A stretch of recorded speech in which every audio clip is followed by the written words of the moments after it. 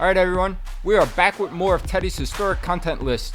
This week we're going to jump right into it. Teddy's going to bring us his greatest lightweights of all time. Yes, sir. Okay. Without further ado, the one thing I got to say, before I start this list, I almost feel like apologizing for having anybody number 10. Because they're too good to be thought of in any kind of way that, it's only number 10. You got to realize these are the 10 greatest lightweights, in my estimation, of all time in a sport that for me is the greatest sport of all time, and a sport that's been around longer than any sport in the history of sports. So, again, I almost apologize that I got to have somebody number 10. I mean, that's just how incredibly good these fighters are. And the pick out there, that I have to pick from, the crop of lightweights to pick from, it's one of the great divisions. It's one of the most talented divisions in boxing, in the history of boxing, because you combine speed, technique, acumen, cerebralness, all that stuff, and power too. It really is. To me, it could be the greatest. I know it was heavyweights, and we love middleweights and all that stuff. We love welterweights, but lightweights. Wow, when I was looking at them and trying to come up with this list, I said, there was so many greats. Number 10, Lou Ambers. He beat very good fighters, including the great Henry Armstrong. 89 wins, 8 losses, 7 draws, 28 KOs. Great fighter. Number 9, from a different time. What a special man. When you're that good, when you're so good that you can span eras, generations, come from a different time and still be spoken of as one of the greats, you know that God put a special talent on this earth. Joe Ganz, 156 fights, lost 3, 18 no decisions. Turn of the century, 1901 to 1907, he won the title twice. Dominant. I know you get different records because of the no decisions, but one of the records is 147, 10 and 16, 103 KOs, but a total of 156 fights. Really, when I say only lost 3, legitimately you could narrow it to that. That's good stuff. That's a special man. Like I said, that's a guy that goes. He goes across generations. Nobody does that. Very few people can do that. Unless you have a time machine. These guys had their own time machines. That's how special and good they were. Number 8, Julio Chavez. Longevity. He beat everyone around. 107 wins, 6 losses, 2 draws, 85 knockouts. Wow. Number 7, the great Ike Williams. 153 fights, lost 18, 126 wins. One of the records has him as 126, 4, and 61 knockouts. 126 wins, 4 losses, 4 draws, and 61 KOs. But there are you're going way back. There are other documentations that have him credited with 18 losses. At the end of the day, greatness is great. He's great. Number 6, Barney Ross, 82 fights, lost 4, never knocked out. 72 wins, 4 losses, 3 draws. Barney Ross. What a chin, what a fighter, what a boxer. He could do it all. Number 5. Well, you know he's one of my favorites. Henry Armstrong. Held 3 full titles simultaneously. Who knows? I mean, 149 wins, 21 losses, 10 draws, 99 knockouts. Remember, you could argue these losses too. I'm not apologizing. I'm not protecting them. I guess it sounds like I am because I love them and I love all these guys, but they don't need me to defend them. I mean, their history, their legacy is, almost untouchable. It speaks for itself. But when you see these great fighters and you see 21 losses, most of those losses came when they were old, when they were no longer near their prime. Number 4, one of my favorite people as well as fighters, Sweet Pea. He was as sweet in the ring as he was out. He was as sweet out of the ring as he was in. Sweet Pea. Longevity, 13 years. A lot of, he fought everybody in his generation, that he could fight. He was a guy that invoked that old saying that I loved, that Customato would say. Could stand right in front of you, and you couldn't hit him in the backside with a handful of buckshot. I mean, it don't get better than that. It really don't. 40 wins, 4 losses, 1 draw. I was there at his last loss. Shouldn't even be on there. Up in weight, he fought, I think it was at junior middleweight. I think that was Carlos Baldomir, right? No, I think it was Bahalkas, a guy named Bahalkas, if I remember. I did it on ESPN. He was injured. He was not Sweet Pea anymore. And he was injured going into the fight or got injured in the fight. It was just sad to have him in that fight. The great Sweet Pea, the great Pernell Whitaker on ESPN at that junction in his career, to see him in there with a guy that, of course, look, I'm taking nothing away from the guy. He was a tough Mexican fighter that was Carlos strong. Bahalkas, like you said. Yeah, strong, bigger guy. But, please, back in the day, the only way he would have touched gloves with Pernell is when the referee said, could you please touch gloves now because we're about to start, And that's taking nothing away from the guy. But Olympic gold medalist on top of it in 1984. Wow, we miss you, Sweet Pea. There he is, Bud, talking about that. Yeah, there he is. That's all the Olympians from that great Olympic team you just touched on. Yeah, thanks, Bud.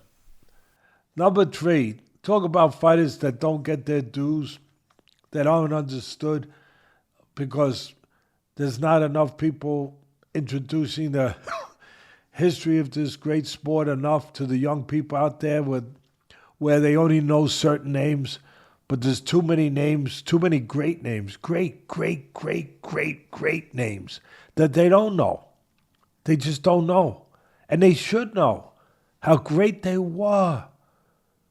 And this one was one of them, Tony Cansonary. He was KO'd 1 time in 176 fights. And that was the last fight at the end of his career, so it shouldn't even be on there. 137 wins, 24 losses, 10 draws and 44 KOs. 3 division champion. Tony Cansonary. Wow. Not enough people know him. They should. But I tell you, people know this guy, and they should. Hands of Stone, my son's favorite nickname, fighting name. Roberto Duran dominated the lightweights, had to move up, knocked out De Jesus, the only guy to beat him as a lightweight. 103 wins, 16 losses, 70 KOs, 12 title defenses. Hands of stone, a good friend of ours and my family. We're with him a lot over in Saudi Arabia. We sit right next to it. That's one of the great things about going to Saudi. We're sitting ringside right next to Roberto Duran. Hands of stone. Richie pointing behind me. Can we see it? Can the people see him? There he is. Oh, yeah, you got to lift it up a little bit there to see Roberto Duran's or Ray Arcel's corner jacket of Roberto Duran. I don't know if Richie would be able to just shoot it up a little bit higher. Don't worry, on my camera you can see it. There it is. And then that is he's right that behind is the, me too, bud. There he is, Duran. Wow, we didn't even plan it this way, but it came out this way. Perfect. Well, hey, look, we're not lying. We love Duran. We love Duran. We honor him. We respect him. I mean, who wouldn't? How can you not? If you're in this business or not in this business, how can you not appreciate greatness when you see greatness? And he was great. That corner jacket you see behind me up a little higher on the wall, that is the corner jacket that his trainer, one of his trainers, Freddie Brown and Ray Arcel, but that is the corner jacket that Ray Arcel, his great trainer, the professor, he looked like a professor. Customato, Muhammad Ali called Cuss the professor, so I almost feel bad calling someone else a professor. But Ray Arcel, what a great trainer. And he wore that corner jacket for every one of Duran's title defenses. So that's a special piece. Wow. Yeah, he wore it. His lightweight title defenses, bud. And we are talking about lightweights right now. For all his lightweight title defenses, Ray Arcel wore that corner jacket. So it's a special piece. It's special. It's special. It's a collector's item. All that. But that's not why it's special. It's special because of what Roberto Duran was and what he did. And, of course, what Ray Arcel was and what he did in training the great Roberto Duran. Number one. Wow. What a spot to be number one with these fighters. Wow. Number one, Benny Leonard. 1917 to 1925. 8 years total domination against great fighters. Could fight in any era. Fought 154 bouts without a defeat. During the no decision era. 90 wins, 6 losses, 1 draw, 71 knockouts. Not a bad record. Again, no decision laws, so you're going to get different records. As I just said, you're going to get, but the record for the most part that is most trusted and documented by the proper people, by the historians that document such thing. 96-1, 71 KOs. He could, like I said, he could fit into any era. He was, when a guy could sit in his stool and his hair still is combed in the 8th round, the 9th round, he's pretty good. That was Benny Leonard. His hair was always combed meticulously, perfectly, parted in a certain area and combed to the side. And you'd see pictures of him in a fight, and it looked like it was still combed. That's a pretty good trick if you can do it. I got to ask you, is that where the great Ray Arcel got it from? Didn't he do that with Roberto Duran? Ray Arcel trained Benny Leonard at a certain point in his career. It's very astute of you to bring that up, bud. And it's good to have these conversations. But I think it was later in his career. I'm not sure exactly what part. But Ray Arcel did train Benny Leonard in a part of his career. So, obviously, whatever he did with Leonard, he would have taken with him to Duran. Makes sense. Why not? You just had one great lightweight. Now you got another great lightweight. You know, I think it's a good list. I tell you, I put a lot into it. It doesn't mean it's the right list. It's the right list for me. It might not be the right list for you, but I hope it's the right list to invoke conversation and thought about these great fighters, to bring them alive again. That's what I like about doing these lists. That's why I do them too. Not only for you guys, for you guys a little bit, but really I want to bring these fighters' names out where as many people, young people, everyone out there that can have their names on their lips that haven't been on their lips before or haven't been on their lips enough to talk, to generate conversation about the greatness of these fighters. I think they earned that for what they did in their life, in their ring, for what they gave. I think they earned that. They earned the right to have people know more about them. So I hope you guys enjoy it. I hope you enjoy it. Yeah, it was well said, well done, bud. That's why legends never die, and we're going to keep these names alive, and we're going to keep doing these lists. So let us know, what do you think? Who's the top 10 greatest lightweights of all time?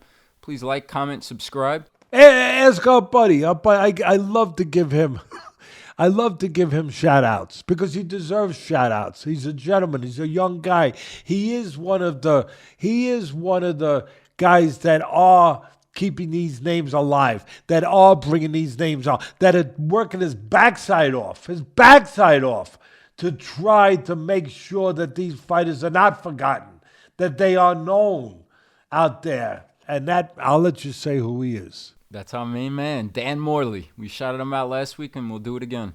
He does a great job, and I just want to say off of that and piggyback, but what makes these lists so special also to me is you narrating it, that it's your list. There's not a lot of people out there that could speak, if anyone, to the history of these guys and give the knowledge to the fans like you can. You are probably one of the few, if not the only one, besides our man Dan Morley. And what caught my eye with Dan was how young he is to have that knowledge and that insight to speak on the history and these old fighters. So I'm glad you brought him up again and gave him a shout out because he does a great job and he deserves it. No, he's a torchbearer. I love torchbearers. Whether he knew it or not, he knows it now. You're a torchbearer, Danny boy. Yeah, maybe the two of you will be holding the torch for the next Olympic Games where boxing is going to continue to be there. So we'll see. But great job by you. Great segment. And I hope all the viewers enjoyed it. And please join us again next week for a new list of Teddy's historic content.